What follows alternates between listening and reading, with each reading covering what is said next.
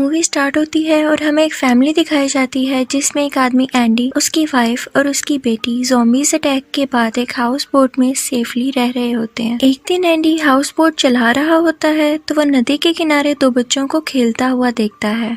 Andy उन दोनों को देखकर खुश होता है और वेव करता है, लेकिन उन बच्चों के बाप को यानी फादर को वो चीज अच्छी नहीं लगती और वो अपनी गन निकालकर एंडी को दिखाता है, जिसको देखने के बाद एंडी अंदर चला जाता है। रात को एंडी और उसकी वाइफ आपस में बातें कर रहे होते हैं। अब उनके पास बोट में सिर्फ 3 वक्त का खाना रह गया था, जिसकी वजह से उसकी वाइफ उसे कहती है कि हमें बोट छोड़कर एक टाउन में जाना चाहिए ताकि वो लोग खाना ला सकें। वो टाउन उधर से 30 से 40 किलोमीटर दूर था, लेकिन एंडी कोई भी रिस्क नहीं लेना चाहता था, इसीलिए वो अपनी वाइफ को मना कर देता है, क्योंकि जाहिर है ऐसी सिचुएशन में ग्राउंड पर जाना सेफ नहीं था और वो सेफली अपनी बोट में ही रहना चाहता था। नेक्स्ट डे जब एंडी जागता है तो उसे एक टूटी हुई बोट दिखाई देती है। वो उस बोट पर जरूरी सामान और खाना ढूंढने चला जाता है। जब वो खाना ढूंढ रहा होता है तो उसे बोट के अंदर से कुछ आवाजें सुनाई देती हैं। एंडी कुछ सामान उठाकर जल्दी से अपनी बोट में वापस आ जाता है।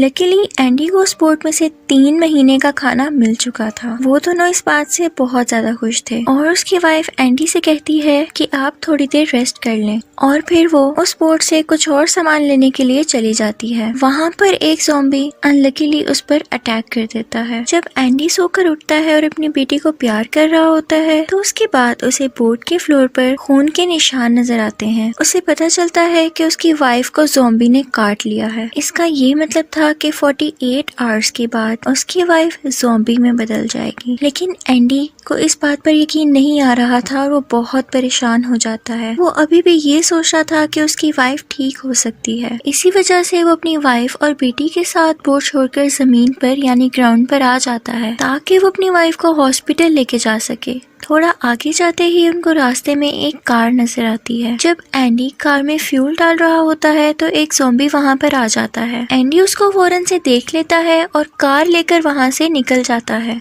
कुछ देर बाद उसकी वाइफ कार रुकने पर कार से उतरती है कि वो अपनी छोटी बेटी का डायपर चेंज कर सके, लेकिन वहीं पर उसकी तबीयत बहुत ज्यादा खराब हो जाती है और वो जमीन पर गिर जाती है। जब उसको होश आता है तो एंडी से कहती है कि वो उसको यहीं पर छोड़कर चला जाए और चिल्लाने लगती है, क्योंकि उसे ये डर था कि वो जल्द ही ज़ॉम्बी में बदल जाएगी और वो एंडी और अपनी छोटी बेटी को इन्फेक्टेड कर देगी। लेकिन एंडी को अपनी वाइफ से बहुत प्यार था। वो उसे कार में बिठा देता है और डोर हैंडल तोड़ देता है ताकि वो बाहर ना जा सके। वो कुछ ही दूर जाते हैं कि उनकी कार के सामने एक ज़ॉम्बी आ जाता है। एंडी डर जाता है और डिस्ट्रैक्ट होकर कार को एक दरख्त के साथ हिट कर देता है। जब एंडी को होश आता है तो वो देखता है कि उसकी वाइफ ऑलरेडी ज़ॉम्बी बन चुकी है। एंडी अपनी छोटी बेटी को लेकर कार से बाहर जाने ही लगता है कि उसकी वाइफ उसे भी काट लेती है, जिसकी वजह से एंडी भी इन्फेक्टेड हो जाता है। लेकिन कुछ एफर्ट के बाद वो अपनी छोटी बेटी को कार से बाहर निकाल लेता है और रोने लग जाता है। लेकिन उसे अपनी छोटी बेटी के लिए हिम्मत करनी थी और वो खुद को हौसला देता है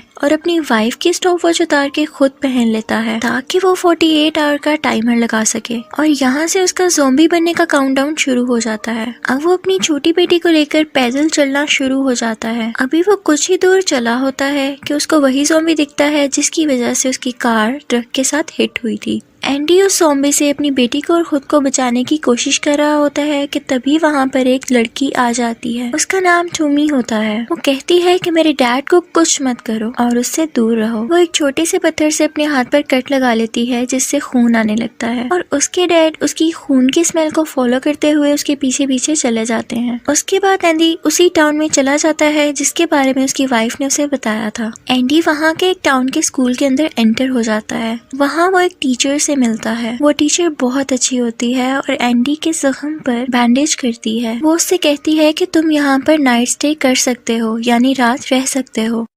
एंडी सोचता है कि वो अपनी छोटी बेटी को उसके पास रखवा देगा ताकि वो सेफ रह सके, लेकिन उस टीचर को कैंसर था और वो भी ज्यादा देर तक जिंदा नहीं रह सकती थी। ये देखते हुए एंडी अपना प्लान कैंसिल कर देता है। दूसरी तरफ टूमी की मॉम को दिखाया जाता है जो कि अपने कबीले के दूसरे लोगों के साथ ज़ॉम्बी पर अटैक कर रही होती है ताकि उन ज़ॉम्बीज को मार के इस एरिया को क्लियर किया जा सके। साथ ही साथ वो अपनी बेटी टूमी को भी ढूंढ रही होती है। इनफैक्ट टूमी अपनी डैड से बहुत प्यार करती थी। बेशक उसके डैड अब ज़ॉम्बी बन चुके थे, लेकिन फिर भी वो अपने डैड से दूर नहीं जाना चाहती थी। इसीलिए उसने जमीन में एक जगह खोदी हुई थी जिसके अंदर उसने अपने डैड को रखा हुआ था और अपने डैड का ख्याल रखती थी ताकि उसकी मॉम या कबीले वाले उसके डैड को कहीं मार ना दें, और इसीलिए वो अपनी मॉम से छुपकर अकेली रह रही थी। दूसरी तरफ वहाँ पर एंडी को दिखाया जाता है जिसकी तबीयत रात में बहुत ज्यादा खराब हो रही थी। उसको खून की उल्टी आ रही थी और वो बेहोश हो रहा था। सुबह जब उसकी आंख खुलती है तो वो देखता है कि उसके पास सिर्फ 32 घंटे बाकी बचे हैं। इसके बाद एंडी अपनी बेटी को लेकर वहाँ से निकल जाता है।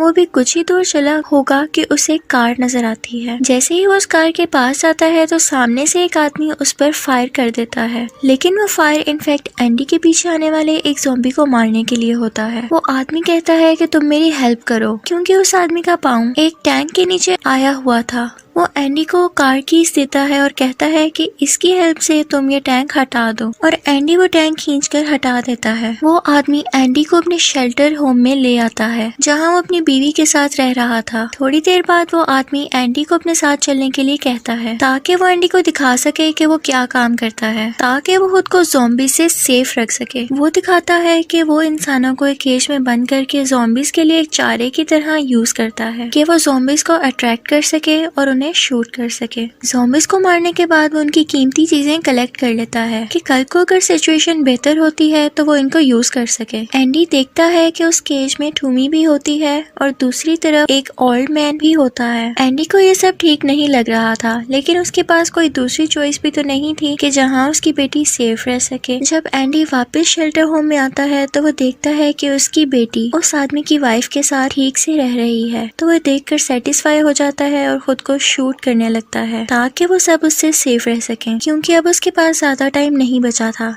तभी वहाँ पर उस आदमी की वाइफ आ जाती है और उससे कहती है कि ऐसा मत करो। वो उसे बताती है कि तुम्हारी बेटी उस आदमी के पास जिसका ये शेल्टर होम है बिल्कुल भी सेफ नहीं रहेगी, वो बिल्कुल भी अच्छा आदमी नहीं है। वो बताती है कि वो तो मेरा हस्बैंड भी नहीं है, बल्कि उसने तो मेरे हस्बैंड को ज़ॉम्बीज के हाथों मरने के लिए छोड़ दिया था और उसने तभी से इसको किडनैप करके यानी कैद करके रखा हुआ है। तभी वो आदमी उसको ढूंढते हुए वहाँ पर आ जाता है और उन दोनों की बातें सुन लेता है और वो फिर एंडी के सर पर राइफल मारकर उसे बेहोश कर देता है और टूमी के साथ ही उसको एक ही केज में बंद कर देता है। तो वो टूमी से कहता है कि तुम मेरी मदद करो और हम दोनों मिलकर यहाँ से भाग सकते हैं। एंडी एक रस्सी के साथ एक गोश्त का टुकड़ा बांधता है और उसे ज़ॉम्बीज की तरफ फेंक देता है। जब ज़ॉम्बी उस रस्सी को खींचते हैं तो केज का दरवाजा थोड़ा सा खुल जाता है और वो लोग वहाँ से निकलकर उस शेल्टर में वापस चले जाते हैं। वहाँ से वो लोग उस लड़की को और अपनी छोटी बेटी को लेकर भाग जाते हैं, लेकिन तभी उस शेल्टर होम से वो आदमी जाग जाता है और उन लोगों को गोली मारने की कोशिश करता है। इस वजह से उस लड़की को, जिसको वो आदमी अपनी वाइफ कहता था, गोली लग जाती है और वो वहीं पर मर जाती है। उसके बाद वो दोनों वहाँ से भागकर एक जगह पर जाकर छुप जाते हैं। अगली सुबह एंडी और टूमी आपस में बातचीत कर रहे होते हैं। एंडी टूमी को समझाता है कि उसके फादर अब कभी भी ठीक नहीं हो सकते क्योंकि वो ज़ॉम्बी बन चुके हैं। ये सुनने के बाद टूमी जल्दी से भागकर एक दरख्त के पास चली जाती है जहाँ लास्ट टाइम वो अपने डैड को बांध कर गई थी, लेकिन वो देखती है कि उसकी मॉम ने उसके डैड को मारकर उसी दरख्त के अंदर बंद कर दिया है। ये देखते ही टूमी रोने लगती है और पत्थर से अपने सर पर हिट करने लगती है। इसके बाद एंडी वहाँ से जाने लगता है क्योंकि उसके पास बिल्कुल भी टाइम नहीं होता और उसको ज़ॉम्बी में बदलने से पहले अपनी छोटी बेटी को किसी सेफ जगह पर पहुँचाना था, किसी ऐसे इंसान के पास कि उसके मर जाने के बाद वो उसकी बेटी का ख्याल रख सके। कुछ ही देर बाद टूमी को उस छोटी बेटी के रोने की आवाज सुनाई देती है।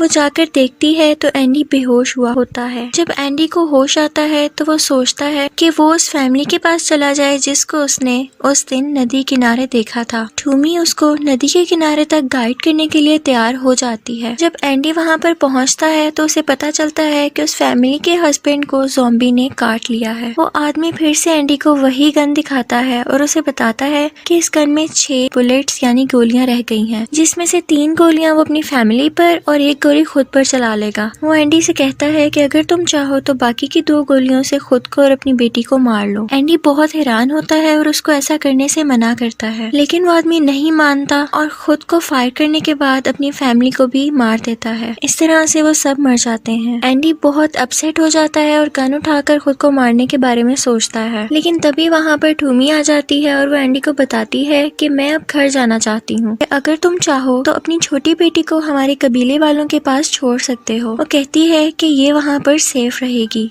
एंडी ये सब सुनते ही एग्री हो जाता है क्योंकि उसे अपनी बेटी को किसी सेफ जगह पर पहुंचाना ही था। एक पहाड़ से धुआं निकलता हुआ नजर आ रहा होता है। वो दोनों वहां पर जाने लगते हैं। वो धुआं इसलिए आ रहा था क्योंकि उसके कबीले के लोग ज़ॉम्बीज को मारकर वहां पर जला रहे थे। रास्ते में एक टनल आती है जहाँ पर उनको वही आदमी नजर आता है जिसका शेल्टर होम था। टूमी एंडी की छोटी बेटी को लेकर वहाँ पर खड़ी हुई गाड़ी के अंदर चली जाती है। वो आदमी एंडी को ढूंढ लेता है और उन दोनों में फाइट हो जाती है, जिसकी वजह से एंडी से वो गन गिर जाती है और वो आदमी गन उठा लेता है। इसके बाद वो जबरदस्ती टूमी को कार से बाहर निकाल लेता है।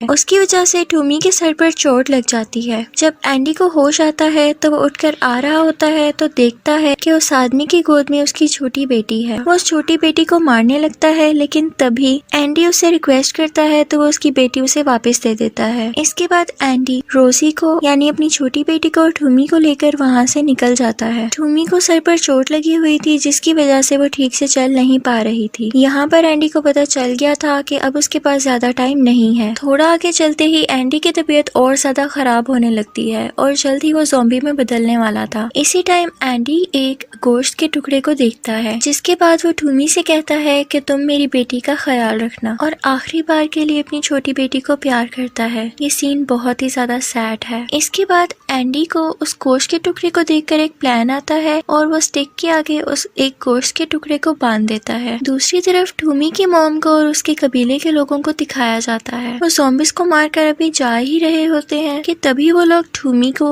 उस छोटी बच्ची के साथ आते हुए देखते हैं और वो दोनों एंडी की बैग पर थी। टूमी उसको उसी स्टिक के साथ इस पर गोश्त का टुकड़ा लगा हुआ था गाइड करते हुए वहाँ पर लेकर आई थी। उसके पहुंचने के बाद टूमी के कबीले वाले एंडी को मारने ही लगते हैं कि टूमी उन्हें रोक देती है और एंडी की वाइफ की परफ्यूम निकालकर वहां स्प्रे कर देती है ताकि एंडी लास्ट टाइम के लिए अपनी फैमिली को मिस कर सके और फील कर सके। इसके बाद वो एंडी को मार देते हैं। फिर दिखाया जाता है कि उस छोटी बच्ची के पेट पर एंडी का मैसेज लिखा होता है। उसने उसके पेट पर व्हाइट पेंट से थैंक यू लिखा हुआ था। उसके बाद वो लोग एंडी को वैसे ही उस दरख्त के अंदर छुपा देते हैं जिस तरह से टूमी के फादर को किया था, ताकि ये इन्फेक्शन और ना फैल सके। और फाइनली उस छोटी बच्ची को रहने के लिए एक सेफ जगह और फैमिली मिल गई थी। आई होप आपको ये वीडियो अच्छी लगी होगी। Thank you for watching.